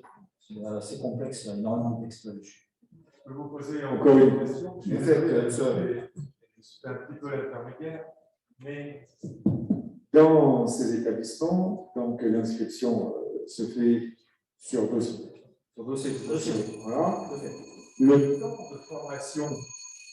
Le temps de formation Dans l'établissement, bon, pour le second, première terminale, le temps réalisé dans le lycée ou l'école, est-ce que ce temps est redevable à l'armée? Oui. En tout cas pour nous, c'est-à-dire que la formation que l'armée va vous donner, il va falloir quand même intégrer les rangs pendant un délai plus ou moins grand d'années où vous allez servir dans la spécialité. C'est-à-dire que là, l'armée va vous former, va vous donner la possibilité d'avoir un diplôme et surtout va vous donner la possibilité de suite d'avoir le travail avec des expériences derrière. Donc, pendant quelques années, après, vous restez, vous partez. Mais oui, vous êtes redevable d'une certaine durée dans les armes. Sachant que cette école, je ne veux pas dire de bêtises, mais il me semble que c'est rémunéré. Il faut que je revoie les textes. Donc, déjà, vous l'intégrez. 2, vous avez un petit quelque chose à côté, vous êtes étudiant. Et à l'issue, vous devez un temps à l'armée. Et ce n'est pas négligeable, renseignez-vous. Prenez des renseignements, vous tout aisément. Donc, Pardon. Après, du coup, ce sera pour vous, vous êtes déjà pas concerné, mais après, voilà, pour la petite frère, la petite sœur, s'il y en a qui veulent embrasser une carrière, faire une carrière ou juste un contrat militaire, ça peut être une alternative. Voilà. Pour terminer les bacs pro marines, ce n'est pas des cours enseignés par la Marine nationale. Les bacs pro marines sont des partenariats de la Marine nationale avec des lycées publics. Je vais prendre l'exemple du lycée Mistral, du lycée des bacs pro aéronautique. Je suis le référent aéro du lycée Mistral. Vous avez le bac pro lycée naval, métier de la marine à 7. Et vous avez, je crois, dans la région, de mémoire, vous avez, je crois, le bac pro restauration à Saint-Chély-Porcher. Voilà. Donc ça, ce sont des partenariats marines pour un tutorat, pour un suivi, pour les stages de terminale, avec, on l'espère, un engagement à l'issue. Donc après le bac, vous avez donc les classes prépa qu'on retrouve dans les lycées de défense, mention complémentaire, bon, après voilà, il y a d'autres formations comme les BTS mobilité, toujours pareil. Après, il y a un truc qui peut être sympa, c'est l'allocation financière spécifique de formation. Ça, c'est une sorte de course d'études. Là, l'avantage, c'est que les armées, en fait, peuvent vous payer une partie ou l'intégralité de votre licence, master en droit, dans des domaines, évidemment, qui intéressent les armées, hein. Comme tout ce qui est cyber, tout ce qui est aéronautique, nucléaire, des choses comme ça. D'accord. Enfin, quand vous pouvez trouver votre diplôme en civil, hein, ça c'est vraiment pour des écoles qui sont civiles. Et après, en contrepartie, vu que les armées vous financent une partie des études, et ben, vous devez en contrepartie, donc, du coup, un contrat chez nous, voilà, c'est donnant-donnant. Et comme ça, ben, ça permet, comme l'a dit mon collègue, ça vous fait encore une première expérience et ça permet éventuellement de continuer, de rebondir dans le monde civil. Pour les classes préparatoires, en première ligne, donc classe préparatoire particulière pour chaque armée et dans un établissement particulier. Ce sera plus sur les lycées de défense, tout à fait là, c'est plus au niveau des lycées de défense. Au niveau des lycées, hein, ça sera pour faire en fait, les futurs officiers, les futurs décideurs. C'est ça. Donc, c'était une partie qu'il a évoquée tout à l'heure. Et ce que je veux souligner, c'est qu'en général, ces classes préparatoires, elles se font dans les lycées. Ce qui veut dire que vous avez, entre parenthèses, même si c'est un lycée, vous n'êtes pas lycéen, vous êtes considéré comme étudiant. Donc, vous avez un statut légèrement différent. Merci. Des questions là-dessus, jeunes gens? Au fond, ça va? Ils sont en train de dormir, ça, les gars? Ils sont levés tôt ce matin. Ouais. Pour découvrir les armées, comme ça permet de voir un petit peu, pour découvrir comment ça se passe, avant de voir si, oui ou non, ça m'intéresse. Bon, avec le Covid, c'est un peu compliqué maintenant, mais voilà, ça va petit à petit revenir. Donc, des portes ouvertes au niveau des régiments, des bases aériennes ou des bases navales, choses comme ça. Ça peut être l'occasion de voir un petit peu le monde des terres, de découvrir. Stage en entreprise, donc pour celles et ceux qui sont intéressés, vous avez donc sur le site en fait, du ministère des Armées, donc c'est géré par le SGA, hein, le secrétariat général de l'administration. Sur le site, en fait, vous avez tout ce qui est apprentissage et stage au sein du ministère des Armées. Voilà. En alternance, également, c'est la même chose. Et après, commission armée jeunesse, donc les armées, hein, en partenariat, que ce soit avec le DND, les bases ou les référents, il y a des actions qui sont faites justement pour inciter un petit peu les jeunes à découvrir le monde des armées, de démystifier un petit peu le monde militaire, hein, entre les a priori que vous pourrez éventuellement avoir, d'accord, et de renforcer, on appelle ça le lien en relation. Voilà, pour peut-être susciter quelques vocations. Voilà au niveau de ça.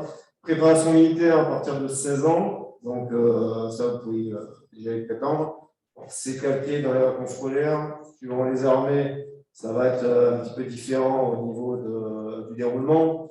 Mais voilà, ça permet, c'est des stages non rémunérés. Voilà, vous allez enfiler une petite régie. Et en gros, c'est vie ma vie militaire pendant quelques temps pour voir si ça colle ou si ça colle pas. D'accord? C'est un peu moins de 2 semaines la durée. Une mission de 2 semaines, mais ça fait 8 net en max. Et après, vous avez la réserve opérationnelle. Donc ça, c'est pour celles et ceux qui, donc réservistes, en fait, c'est militaire à temps partiel. D'accord? Donc c'est compatible avec des études, c'est compatible avec un boulot dans le civil. Donc il y a des gens voilà, qui aiment bosser pour les armées, mais qui revêtent l'uniforme uniquement pour quelques jours dans l'année, parce qu'ils ont envie de servir la nation, mais peut-être pas forcément tous les jours comme nous on le fait. D'accord? Donc c'est ça en fait la réserve. Et vous faites essentiellement, donc il y aura une formation militaire pour les réservistes. Et après, pour y faire, par exemple, tout ce qui est sentinelle, vigipirate, du renforcement des gens d'actifs, parce que nous, en fait, on statut, on est militaire d'actifs, c'est notre métier à temps plein. D'accord? Comme ça, eux, ils feront du renfort et nous, on peut se consacrer plus dans nos missions premières. Les réservistes, eh bien, en plus, du coup, c'est des indemnités, d'accord? C'est pas un salaire que vous avez. Donc, c'est déductible des impôts. Donc, ça qui est sympa, surtout quand vous êtes jeune, voilà, ça permet de déstresser les parents. Voilà, ils ne vont pas passer une tranche supérieure au niveau des impôts, par exemple. Donc, voilà, la réserve, c'est environ 40 € la journée, quand vous faites de la réserve. Et quand vous faites du sentinelle, par exemple, un militaire que vous voyez dans les gares ou les aéroports, en gros, vous multipliez par 2. Donc, ça peut être sympa au niveau on fait des études ou un petit boulot. Si votre projet, à un moment donné, c'est de vous engager dans l'armée, vous le savez, appelez d'abord un conseiller avant de vous engager dans une unité de réserve. En tout cas, pour l'armée de terre, c'est quelque chose que je constate. Parce qu'à proximité de Bagnoles, vous avez l'Odin, le régiment a une cellule réserviste. Deuxième rue à Nîmes aussi, quatrième armée à Saint-Césaire également, et Garonne, les 503. Donc, tout ça, ils ont des unités de réserve. Par contre, ils ont énormément de monde déjà, donc ça bouchonne un petit peu. Si vous intégrez la réserve pour voir pendant 3 à 4 mois, si ça vous plaît, et après vous engagez, je vous déconseille de vous engager dans la réserve en ce moment-là. Venez voir votre conseiller et attaquez directement le processus. Pourquoi? Parce que quand on est réserviste, le recrutement, il y a une légère variation, ces derniers temps en tout cas, donc ça va être un peu long. Donc j'ai demandé tout votre état cinétique des services à votre régiment de réserve, on ne l'envoie pas forcément tout le temps. Enfin, ça devient un peu long. Donc si vous avez envie d'être réserviste parce que vous êtes étudiant pour encore 2-3 ans, oui, je vous le conseille, évidemment. Maintenant, si vous voulez juste voir avant de vous engager, vous avez une période probatoire dans l'armée. Elle sert à ça. D'accord? Donc, pas la peine d'aller dans la réserve. Voilà. C'est ça que je voulais vous dire. C'est juste un petit aparté. Effectivement, cette précision est très importante. Oui. Oui. En fait, on en a parlé un peu avant, mais vous êtes arrivé entre-temps, donc effectivement, peu importe où vous commencez, en fait, l'évolution est toujours présente. Voilà. Et peu importe le diplôme à lequel vous arrivez, vous allez pouvoir évoluer jusqu'au plus haut. Voilà. Maintenant, c'est du travail. Voilà. C'est-à-dire que le camarade me disait, mais moi c'était mon cas, je ne suis jamais allé autant sur les bancs d'école depuis que je suis en armée. C'est clair. On est sans arrêt en train de refaire une formation, un stage, et tout ce qu'on fait dans une salle, on le fait après dehors. Donc en fait, on prend la double dose. Ça, c'est clair. Mais il faut travailler. Et du coup, c'est pour ça qu'on a une solde également. C'est-à-dire qu'on n'est pas, c'est pas un salaire, on n'est pas à taux horaire. Et c'est là où je reviens à ce que je disais tout à l'heure, l'exemple que je donnais avec le samedi soir, bébé dans les bras, en train de continuer à faire des devoirs. D'accord? Mon travail, c'est 24 heures sur 24, 7 jours sur 7. Voilà. On m'envoie un stage, je me dois de réussir le stage. Voilà. Au CIRFA. Oui, au CIRFA, oui. Tout à fait. La préparation militaire, c'est au CIRFA que vous appelez. Et éventuellement, lors d'une permanence au CIO. Alors, on a une permanence. Je sais que l'armée de terre a une permanence au Pôle emploi. Au Pôle emploi le jeudi matin. Et air et marine, pardon. Permanence au CIO. Donc, ça, c'est au CIO. On vous donne exactement les horaires. En revanche, nous, on va déjà vous conseiller d'appeler le CIRFA pour prendre rendez-vous. Et comme ça, quand vous venez au CIO, vous avez votre rendez-vous. On ne fait plus maintenant on ne donne plus des rendez-vous à la mêlée, comme on mais vraiment sur rendez-vous et on a des contacts des diverses armées et les informations. Pour nous, en fait, en CIRPA de Nîmes, en tout cas, vous avez deux modes pour prendre les rendez-vous. Armée de terre, ça sera soit par Internet, sur le site sangog.fr, vous vous inscrivez et vous suivez le processus. Et vous aurez moyen de vous inscrire sur une réunion d'information, donc notamment à Bagnols-sur-Cèze, le jeudi matin, ou alors par téléphone. Vous faites par téléphone, vous appelez, vous dites carrément quel conseiller, pour quelle arme vous vous appelez, et là, encore une fois, vous pourrez prendre rendez-vous via un appel téléphonique. Oui. Le salaire en OPEX, c'est combien? Alors, avant de parler de l'OPEX, il faut parler du salaire en fait tout court, globalement. Quoi. En termes généraux, c'est à peu près du 1 300 € par mois. Quand on part en opération extérieure, on multiplie par 2,5. Voilà, ça c'est pour une opération extérieure. Après, on a des opérations qui vont être un peu moins payées quand on est sur le territoire département Outre-mer. Voilà, on a une prime, du coup, mais ce n'est pas 2,5 fois la solde. Hein. Voilà. Et après, il y a des théâtres, parce qu'il ne faut pas voir que la solde. Hein. Il y a également ce qui compte pour la retraite. Il y a des campagnes qui comptent double, c'est-à-dire qu'un mois à l'étranger, ça compte pour 2 mois pour la retraite. Et il y a des campagnes, c'est 3. Voilà. Ce que j'appelle une campagne, c'est une sortie, c'est partir sur un pays étranger ou guerre. Voilà. Après, 1003, c'est quand on est en bas de l'échelle et qu'on commence à faire progressivement, voilà, on ne prend pas de temps. Hein. Voilà, c'est vraiment fait. Plus on monte en statut, forcément. Ben, ça, c'est la base. Voilà. Oui. Est-ce qu'on a commencé ici ou pas? Je crois que oui.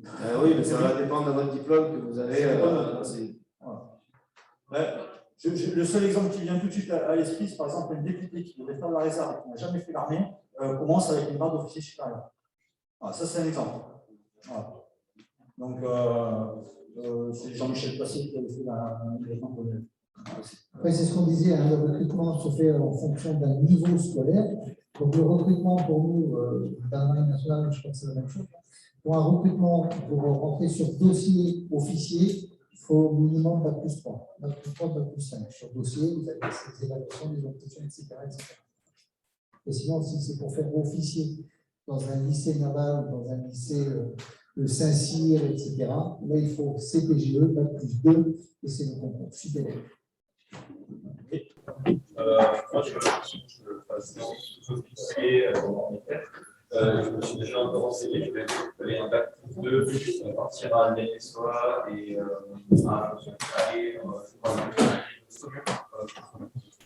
à c'est deux spécialités. Vous commencez à ouvrir l'École nationale des officiers d'actifs, l'ENSOA, à Saint-Mexan-l'École.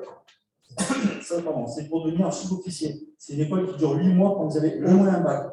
Il faut au moins le bac. C'est sur dossier. C'est sur dossier, du coup, il faudra réussir des évaluations qui soient assez correctes. Vous parlez à cavalerie, donc l'arme de mêlée, ce que je disais au début, c'est quand même relativement demandé. Donc la concurrence va être forte. Voilà. Déjà, je peux vous conseiller de vous entraîner. Parce qu'au niveau sportif et cognitif.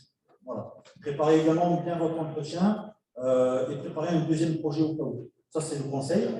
Et ensuite, puisque vous voulez être cavalier, c'est pour ça que vous partirez à 500. Une fois que vous aurez fini votre école de 8 mois, vous partirez à Saumur pour une école qui durera à peu près 5 mois, je pense, pour devenir chef de char.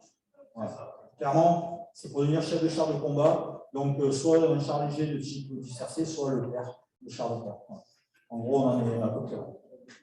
Le dissercé, il n'était pas.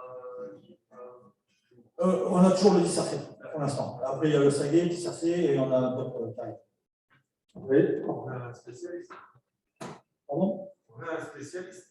De balance. Ah, bah oui, le Les gens, c'est oui, bah oui. Pardon. Très bien. D'autres questions, jeunes gens? On va continuer. Ensuite, nos sites internet, donc s'engager.fr pour l'armée de terre, êtremarin.fr pour la marine nationale, deviens-aviateur.fr pour l'armée de l'air et de l'espace. Voilà, au niveau de ça. Est-ce que vous avez des questions? Est-ce que pour vous bah tiens, ça permet. Est-ce qu'il y en a pour la famille ou des amis qui sont militaires? Et tous les autres, donc, c'est inconnu pour vous. Ok, donc on va faire un petit peu avantage et inconvénient. Tiens, pour vous, c'est quoi les inconvénients d'être militaire? Vous pouvez y aller, pas à vous. Oui. Jeune homme en rouge, ouais. La famille. Ah, c'est un problème d'avoir une famille. Ah, mais on en a une autre. Moins de temps avec. Alors, ça va dépendre, toujours pas, de l'armée, du statut, du métier. En gros, ceux qui bougent le plus, quand on parle de découcher, c'est quand vous n'êtes pas à la maison. D'accord. Donc, ça va être plus le côté gendarmerie, les mobiles. En gros, le tiers de l'année, ils ne sont pas chez eux. D'accord. Ça, c'est vraiment le côté. Après, suivant où vous êtes, les OPEX, opérations extérieures, donc ça peut être 4-6 mois dans l'armée de terre. Dans la marine nationale, 6 bateaux, le bâtiment, il s'en va 3, 4, 5, 6 mois, 3, 4, 5, 6 mois. Et après, au niveau de l'armée de l'air et l'espace, on est plus sur du 4 mois. Et en tant que mécano-pilote, on est plus sur du 2 mois. Après, la fréquence, là, ça va dépendre, toujours pareil, du site où vous êtes, des missions du site. C'est vraiment très, très aléatoire. Voilà. L'autre inconvénient, jeunes gens. Il n'y a pas d'inconvénient. C'est même inconvénient pour les trois. Ouais, bon. Donc, pas de commentaires? Non? Oui? Aussi, les OPEX, ça dure généralement longtemps, quoi. C'est très varié, en fait. On est passé, quand moi j'ai commencé au début des années 2000, on était sur du 4 mois à chaque fois qu'on partait, en moyenne, hein, à peu près. On a basculé sur 6 mois avec l'Afghanistan. C'est plus facile dans le sens où il y a moins d'aller-retour, donc on fait des économies, mais on reste 2 mois de plus sur le terrain. Voilà. Après, moi, dans cette période, je suis parti en Côte d'Ivoire 5 mois. Voilà, les différentes opérations, ça a été 4 ou 5 mois en général. Voilà. Mais je sais que tous mes camarades, à partir des années 2010, ils ont fait au moins 6 mois en opération, à chaque fois. Et c'est pareil pour la Marine nationale, hein, c'est une moyenne. La Marine nationale, il faut compter 4 mois de mission par an.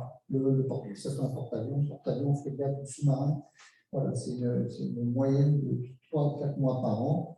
Après, le reste du temps, il a son port d'attache, tout le long et tout le reste. Pardon? Un métier dangereux, c'est relatif. Franchement, c'est très relatif. Parce que certes, on a des armes, certes, on part au contact, certes, en face, quand on voit un soldat, on peut penser que c'est la guerre, ouais, effectivement. En 14-18, il y avait une guerre déclenchée, on avait l'ennemi en face, ça combattait, il y avait des morts tous les jours, c'est sûr. Pendant F-45, je veux dire aussi. Aujourd'hui, l'ennemi n'est pas, on le connaît, mais on ne l'a jamais en visuel. Donc, résultat, il n'y a pas des morts tous les jours, d'ailleurs, on n'en a pas tous les jours.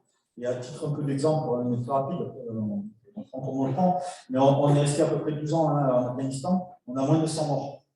Voilà. D'accord. Et la plupart, c'est des accidents. Voilà. Donc, il faut relativiser, en fait, c'est ce que je veux dire. Voilà, c'est tout. Donc, c'est dangereux parce qu'on a un métier où on apprend à aller au contact, effectivement. Là-dessus, maintenant, ça ne nous arrive pas tous les jours, c'est quand même rare. Le jour où il y aura une guerre, ouais, je ne dis pas. Voilà. Mais là, tout de suite, c'est pas le truc le plus flagrant. On est au moins le métier le plus dangereux. Ouais. Dans les statistiques, hein, le métier le plus dangereux, c'est le BTP, le bâtiment. Il y a beaucoup plus d'accidents en moyenne dans l'année dans le BTP que dans les armées. Vous avez une question, Cavalier? Oui, j'avais une question. Moi, c'est un peu l'inverse. J'ai peur de justement rester que en entraînement. Et j'aimerais savoir, parce que je sais que la cavalerie légère, en général, les blindés légers vont souvent au combat, puisque ce sont des blindés de reconnaissance, donc ils sont très demandés sur des opérations extérieures. Cependant, c'est ma spécialisation, je ne sais pas si j'y arriverai, mais j'ai l'intention de me donner des moyens. J'aimerais devenir chef de PC, d'agent principal de combat, le clair, etc. Donc, je me demande, est-ce que ce genre de formation, ce genre de soldats de spécialisation est beaucoup en opération extérieure ou est-ce qu'il reste beaucoup à l'intérieur en entraînement? Alors, ces derniers temps, oui, ils sont partis quasiment tout le temps. Voilà. C'est vrai qu'entre un léger et un lourd, hein, pour les chars, il y a une différence. Le problème du Leclerc, ça va être surtout les chenilles, des fonces, les goudronnés et tout, et en fonction des pays dans lesquels on va, voilà, bon, en Afrique, c'est pas trop de problème, il y a des pistes, donc que ce soit un chenillier ou un roux, on s'en fiche. Maintenant, vous allez au Liban, même si on avait les Leclerc avec nous, il y a quand même pas mal de routes goudronnées. Ça leur pose déjà un peu plus de soucis. Voilà. Parce que derrière, il faut aligner le remboursement des prix. Mais globalement, vous allez partir, surtout les Leclerc. Hein. Actuellement, c'est le tueur de char. Donc, quoi qu'il arrive, il est redouté partout. Donc, quand on amène un escadron de Leclerc, on a une force de frappe psychologique déjà. les forces en combat actuellement, je me pose la question, est-ce que vous avez lancement des forces nommées et conséquences? Je n'ai pas tout entendu la question, désolé, mais c'est pas grave. J'essaie de répondre quand même. Vous allez partir parce que vous n'avez pas une mission de combat direct avec d'autres chars. Voilà. C'est ça que vous posez. Il n'y a pas de combat direct avec d'autres chars. On n'est pas en guerre avec un pays qui a une puissance de feu comme la nôtre. Donc déjà, ça résout le problème. Moi, je les ai vus en Côte d'Ivoire, je les ai vus au Liban. C'est du travail de patrouille. Hein. J'ai patrouillé avec eux pendant une semaine également. C'est de la présence. C'est vraiment de l'intimidation entre guillemets. Mais voilà, j'ai des exemples comme ça où les Leclerc face à des Merkava. Donc, c'est vraiment l'un des buts principaux de char. Donc, la raison aussi principale pour laquelle il était créé, pas seulement être une force mécanisée, blindée et protéger son équipage, mais juste être une force psychologique. Parce que quand on a une énorme masse de métal armée très lourde qui se dirige vers vous, en général, on a tendance à se poser des questions sur qu'est-ce qu'on peut faire. Oui, c'est clair. Non, mais psychologiquement, le Leclerc, il envoie, comme tous les chars lourds. C'est une évidence. Maintenant, encore une fois, on n'est pas sur une guerre totale avec un ennemi bien défini. C'est des groupuscules, on est en présence pour sécuriser. Il y a les lignes bleues avec Israël, notamment. Donc, l'exemple que j'ai vision de ça.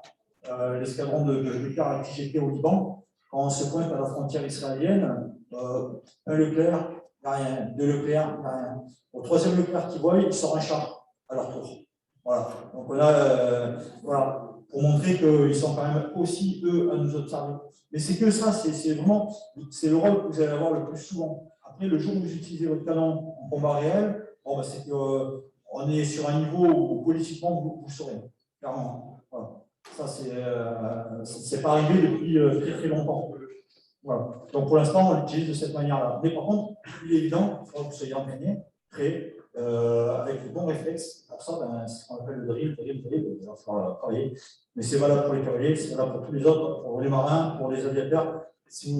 On est en attente, on n'a pas le métier productif, tous. On est vraiment là pour que le jour J, on soit là. C'est ni plus ni moins que ça, c'est bête à dire, mais on n'a aucune productivité. Mais le jour où il faut qu'on soit prêt. Donc c'est beaucoup d'entraînement, clairement. Je voulais juste revenir sur les pilotes à distance de drones. Sans dévoiler des secrets, ces drones, au-delà de faire les photos, les repérages, qu'est-ce qu'ils peuvent transporter? Ils délivrent de l'armement. Après, c'est officiel, hein, il n'y a pas de. Je peux donner tout papier, donc voilà, mais. Non, ils peuvent délivrer maintenant de l'armement. D'accord. Voilà. Et tout à l'heure, vous disiez qu'il y avait une équipe de 4 personnes pour gérer un drone. Tout à fait. À distance, hein, on est bien d'accord. C'est ça, ouais. Donc là, il y a une hiérarchie, il y a des fonctions particulières. Chacun a un rôle. Voilà, c'est D'accord. ça. L'opérateur pour le capteur, opérateur armement. Voilà, c'est ça. Donc, je dirais grosso modo le photographe, le repérage, et puis peut-être. Renseignement aussi. D'accord. C'est vraiment une équipe à 4. Donc, pour synthétiser un petit peu les inconvénients du métier de militaire, donc ça va être la disponibilité, hein, parce qu'on est militaire à 24 jours sur 7, quand on est l'actif, d'accord. Après, on vous rassure, on a une sociale, c'est pas notre pyjama, hein, okay. Et après, ça va être tout ce qui est, comment dire, la mobilité. On sera quand même généralement voué à changer d'affectation. D'accord. Quand on est jeune, ça peut être sympa. Quand on vieillit, ça peut être un peu plus embêtant. D'accord. Voilà au niveau des inconvénients. Enfin, un avantage pour vous, c'est quoi les avantages d'être militaire? On a quand même des avantages. Oui, jeune homme. Pardon? Ah, ça j'aime bien ça. On est logé, on ne paye pas nos logements. Alors, quand on est à l'école, on a toujours formation militaire, au début, hein, formation militaire, formation professionnelle. Donc oui, vous êtes logé, mais oui, vous êtes en école militaire, et oui, c'est une chambre à plusieurs, et oui, on ne peut pas sortir parce qu'on a un internat. Donc là, oui, on est logé. Après, sinon, quand on dort, comme les collègues de moi-même, une fois qu'on bosse, après, vous pouvez loger dans le secteur privé, comme vos parents et comme vous. Donc, comme tout le monde, on paye des impôts et on paye notre loyer. Voilà. Ceux qui ont un logement, ça va être les gendarmes. Voilà, les gendarmes, parce qu'ils ont vraiment ce côté dispo 24 jours sur 7. Donc, Donc, ils ont des logements de fonction. Eux, ils ne payent pas leur loyer. D'accord? Mais par contre, vous avez le lieu de travail et les éducations qui sont vraiment collées. Voilà, après, espèce de promiscuité, voilà. Après, si ça colle pas. Mais voilà. Après, sinon, au niveau logement, voilà, on n'a pas de logement pour nous. Voilà. Notre avantage, oui, Forcément, l'entraînement militaire, ça demande une force physique, donc ça peut aussi entretenir une certaine santé physique. Quand on est militaire, c'est ça, comme je le disais tout à l'heure, chaque année, on est noté en sport. Donc, forcément, on va s'entraîner, on est quand même payé à faire du sport, donc c'est quand même pas mal. D'accord? Après, on ne va pas vous demander la même chose, comme je disais, entre quelqu'un qui est du secrétariat et quelqu'un qui est dans les forces spéciales. On va lui demander la même chose. Et en fonction de l'âge aussi. Alors, on ajuste les barèmes, on préserve un petit peu les anciens. Voilà. Oui. Pardon? Une prise en charge de. On est dans des milieux, on est bien suivi. On est suivi, c'est-à-dire. Quand on sort quand on rejoint l'armée. Oui, il y a une sorte de cocon, vous voulez dire. Voilà, dans le sens où vous ne gérez rien, en fait, tout est géré par l'administration autour. Alors, c'était vrai avant, c'est beaucoup moins aujourd'hui, parce que vous vous responsabilisez vous-même. Hein. C'est vrai qu'avant, l'armée gérait la carrière entière d'un soldat, jusqu'à même ses dépenses mensuelles. Voilà. Vous pouvez pas acheter, avant, on ne pouvait pas acheter une voiture comme ça ou un frigo pour sa maison, on demandait l'autorisation. Vous voyez, ça a changé. C'est toujours valable dans la Légion, je crois. L'armée de terre, maintenant, vous faites ce que vous voulez. Quoi. Voilà. Mais il y a moins de gestion derrière. Voilà. Après, oui, il y a des choses que j'ai découvertes quand je suis allé habiter dehors, en fait. C'est récent, parce que j'avais toujours vécu en caserne, je ne sais pas pour le moment, en caserne, et le jour où je deviens tout seul dehors, on découle les frics. Ouais, c'est vrai. C'est pour ça, il y a un peu cet esprit cocon. Mais attention, beaucoup moins qu'avant. Après, c'est sûr que dans un milieu militaire, on a notre propre secrétariat. On ne va pas parler tout à fait. On a notre propre secrétariat. Donc, tout ce qui va être la gestion administrative, les salaires, la chancellerie, les perspectives de carrière, les cours, les machins, on a un secrétariat. On est suivi par un secrétariat. On a aussi nos propres médecins, notre propre service médical, le service de santé des armées, où on va voir tout ce qui est vaccination, les suivis médicaux, etc., etc. Donc, effectivement, on a une cellule militaire qui nous accompagne, qui nous suit, mais on a aussi une vie extérieure, on a aussi une vie civile, comme disait mon camarade, tout ce qui va être la gestion civile, hein, l'immobilier, à partir du moment où vous êtes propriétaire ou quoi que ce soit, ce n'est pas l'armée qui va vous accompagner ou quoi que ce soit. Il faut bien faire la part des choses entre le domaine militaire et le domaine civil. Votre avantage? Oui, Quand on veut se déplacer en train, on a des réflexions sur les transports. Ouais, très bien. En fait, on paye un quart du billet. On a 75% de réduction. L'avantage, c'est que ça marche dans l'émission. Ou si ce week-end, je vais aller chez Didier, ben, ça marche aussi. Voilà, c'est un avantage. Et sur le réseau SNCF. Oui. Le métier, il est bien vu. Le métier, il est bien vu. J'ai revu. Non, il est bien vu. Ah, Le métier. Ah, le statut militaire, vous voulez dire? Ah, ça dépend. Ah, il y a toujours des antimilitaristes et des gens qui aiment bien les militaires. Après, voilà. Ça va dépendre des mentalités. concernant l'extériorisation d'une caserne, donc un appartement à l'extérieur, financièrement, il y a des aides. Oui, il y a une aide. Quand vous allez, quand vous choisissez d'habiter à l'extérieur, vous êtes militaire durant, même si vous savez d'ailleurs, hein, il y a une aide. Alors déjà, si c'est parce que vous avez une famille. Si vous avez une famille, déjà l'armée va vous aider à trouver un logement. Donc les logements sont réservés à l'armée, ils n'appartiennent pas à l'armée. Du coup, à partir de ce moment-là, il y a une cellule qui aide à payer votre loyer en fait, tous les mois. Alors c'est variable, hein, je parlais d'argent, et c'est variable aussi dans le temps, puisque à partir d'un certain temps, si vous n'êtes pas muté, eh ben, c'est dégressif jusqu'à plus rien toucher. Voilà. Donc on incite donc, de 6 ans, à partir de la 7e année, à l'habitation quand même. Voilà. D'accord. Donc il faut avoir cet esprit mobile hein, quand même. Hein. C'est ça, il y a un moment donné, il n'y a pas le choix. C'est pas tout le choix, après on peut très bien, mais on n'a plus cette aide au financement, puisqu'on a choisi de rester. C'est vrai qu'il faut s'en intéresser pour Mais non, c'est surfait, ça, voyons. C'est une évidence. Ça n'a pas changé. Les garçons, c'est cheveux courts. Et les filles, on peut dire qu'elles aient les cheveux longs. En revanche, il faut qu'elles soient mises en cheval, en chignon, et que le chignon soit à une certaine hauteur, caché sous la poste. Voilà. Donc, du coup, les cheveux courts, c'est obligatoire. Ouais, c'est pas la poule à zéro. Quoi. Non. Je ne vous l'ai pas dit, mais je suis réserviste. Voilà. Oui, vas-y, tu as posé question. Oui, vous pouvez vous engager pour 1 an. Alors, dans Angleterre, en tout cas, c'est le contrat du date. Par contre, ce n'est pas payé pareil. Il y a une période probatoire qui est de 3 mois. Et ce contrat d'1 an, il est renouvelable 4 fois. Voilà. Par contre, c'est payé entre 700 et 800 euros par mois. Voilà. Après, vous êtes logé, nourri, vous avez tout. Voilà. Le train, c'est pareil, 75% de réduction. Voilà. D'accord. Ça peut être un bon point de départ, sachant que ce type de contrat, au bout du 6e mois, actuellement, le régiment vous demande si vous voulez vous engager. Et si vous dites oui, vous basculez sur 4 ans et demi de plus pour totaliser un contrat de 5 ans. Et donc, au 7e mois, vous êtes payé 1 300 euros par mois, vous attaquez une carrière normale. Donc, ça, c'est le contrat qu'on va proposer à des gens qui ont été trop justes dans les évaluations, par exemple, ou des gens qui ont juste cette volonté de faire une année pour voir, moi j'en ai eu, en attendant de reprendre des études ou autres, ou des gens, alors ça va être un peu plus délicat l'année prochaine, mais qui ont eu des problèmes avec la justice, mais des trucs légers. Hein.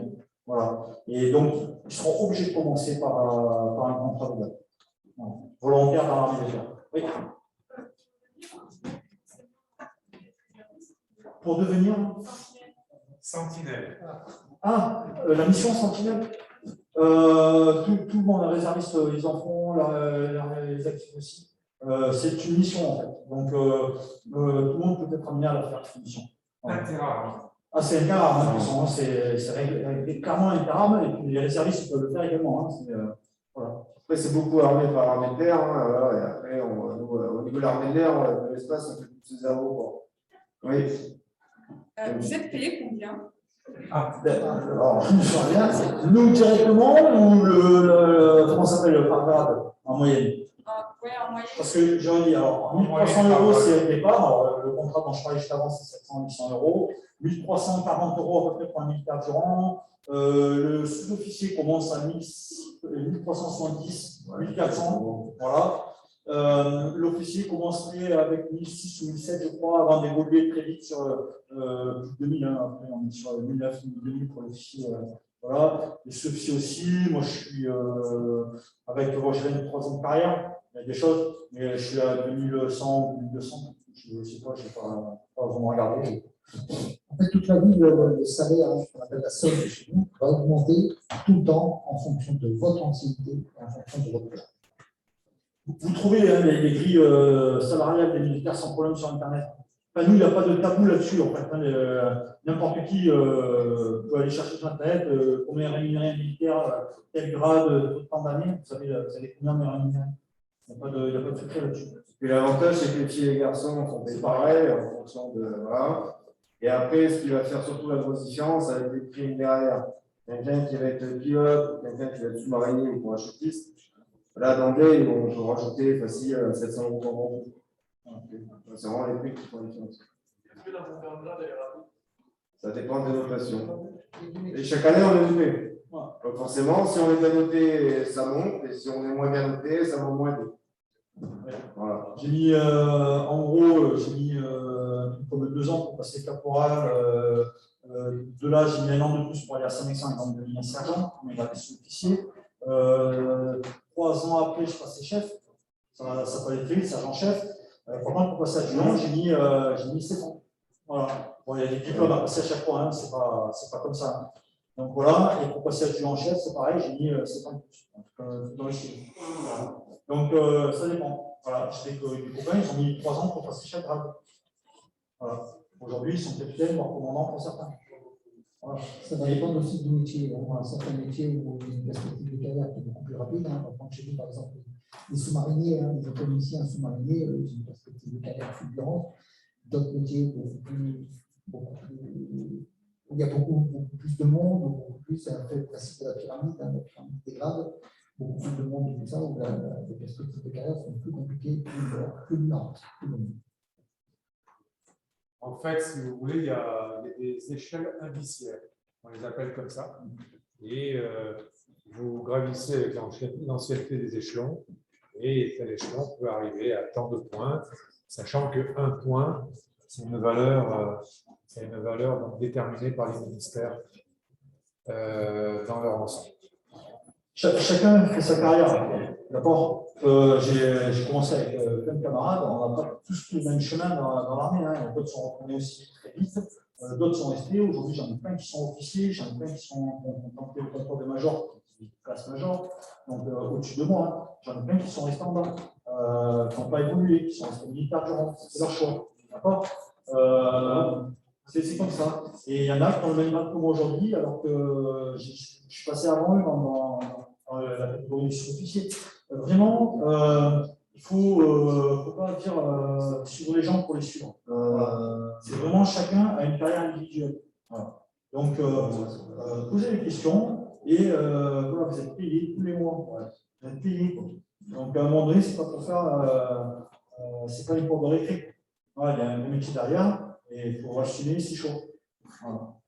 Tout simplement. Je pense aussi qu'une orientation telle que celle-ci, ça peut être une étape dans votre vie. Peut-être aussi que vous avez besoin d'être construit vous-même et d'apprendre beaucoup de règles également, de vie, de règles de comportement, de règles de vie en groupe. Tout ça, je pense que c'est très constructif. Et ça peut être une étape, comme disait mademoiselle, d'1 an, de 2 ans, de 3 ans. Ouais, de toute façon, si vous faites un contrat, là, vous sortirez riche d'une expérience humaine et voilà, un savoir-faire, un savoir-être. Voilà, ça sera de maturation. Mais attention, nos collègues des armées l'ont bien dit, votre intérêt, c'est de poursuivre vos études au maximum. D'ailleurs, je vais me permettre de faire une petite parenthèse concernant vos inscriptions sur Parcoursup. Eh oui, à partir du 20 décembre, Parcoursup sera complètement mis à jour de toutes les nouvelles formations qui existent en France. Parcoursup est ouvert toute l'année, mais à partir du 20 décembre, vous aurez toutes les informations précises mises à jour sur tout ce qui existe en France. À partir du 21 janvier, vous allez commencer à formuler vos vœux. Ce qui veut dire que entre le 20 décembre et le 21 janvier, vous allez commencer à préparer vos choix. Sachez que, grosso modo, par formation, vous avez à peu près une dizaine de vœux possibles. Que les armées ne relèvent pas de Parcoursup, puisque vous avez bien compris que c'est un acte volontaire et un engagement particulier, quelle que soit l'arme. Et donc, du 21 janvier au 29 mars, vous aurez saisi vos vœux. Vous avez entendu tout à l'heure nos collègues dire l'importance, c'est la motivation, cette lettre de motivation qui peut être demandée. Sachez que sur Parcoursup, je vous dis tout de suite, n'allez pas jouer au petit malin et allez en chercher à droite à gauche sur Internet. Ça, les responsables des jurys des écoles, mais alors ils ont des yeux comme ça. Hein. On voit ça tout de suite. Vous devez vous exprimer, vous présenter. Je suis Pierre, je suis Paul. Vous parlez avec vos mots. Ce n'est pas la peine d'aller chercher un site de synonymes pour dire, ouais, si je mets ce mot-là, peut-être que je serai retenu. Non, vous parlez franchement, tel que je suis en train de le faire. J'exprime par écrit ce que je pense avec mes mots, mon vocabulaire, et pourquoi je veux faire cette formation. D'accord? Quel intérêt je vois. Donc, soyez très, très précis et n'allez surtout pas chercher, je vous le répète, les lettres déjà toutes faites, vous serez repéré, mais alors à 400%.